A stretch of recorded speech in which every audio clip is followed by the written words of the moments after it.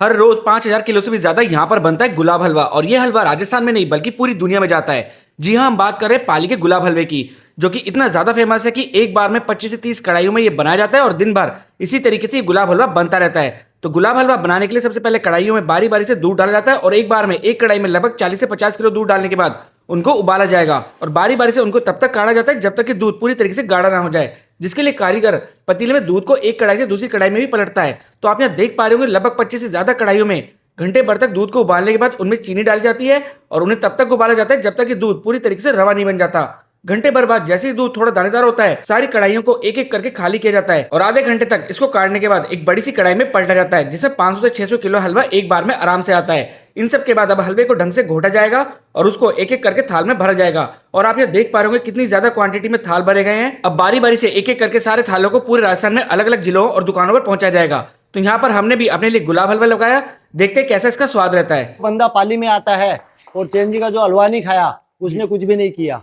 बहुत ही बढ़िया। कहने का मतलब क्या होता है कि हर जगह की एक फेमस चीज होती है। जैसे बीकानेर आप जाओगे तो बीकानेर के भुजिया है जी। जैसे बॉम्बे में जाओगे तो बॉम्बे के वड़ा पाव है जी। तो उसी हिसाब से पाली के अंदर आए और चैन जी का हलवा नहीं खाया तो कुछ भी नहीं खाया। बनता है एक्चुअली प्योर दूध और शक्कर से बनता है। अच्छा। और इसको मिनिमम 3 से 4 घंटा लगता है बनने में। अच्छा।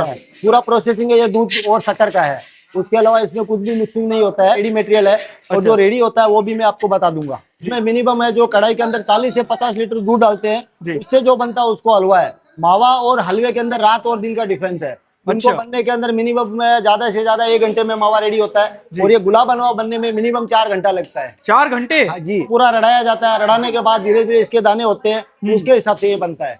और मावा बनाने में उतना 1 घंटा मिनिमम मुश्किल से 1 घंटा लगता है। जी जी जी। तो इसका कलर कैसे आता है? कलर ऑटोमेटिक जैसे जितना जितना इसको ये गाढ़ा होता जाएगा, जैसे इसको हिलाते रहेंगे खुरपे से, कढ़ाई से हिलाते हैं ना कढ़ाई के अंदर, जी जी। तो जैसे जैसे ऑटोमेटिक ये अपना रंग चेंज कर देता है दूध से, फिर मावा के अंदर अपना कलर चेंज कर देता है। बहुत ही बढ़िया। और आप यहाँ देख सकते हैं लगभग कितने किलो है? कौन सा?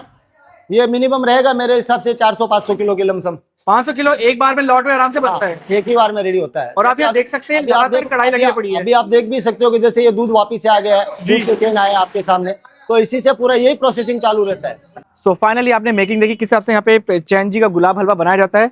And just look at this texture. Try करते हैं कैसा इसका स्वाद रहता है। प्योर देसी टेस्ट। पाली में आ रहे हो और ये नहीं खाया ना तो आपने पाली का स्वाद मिस कर दिया।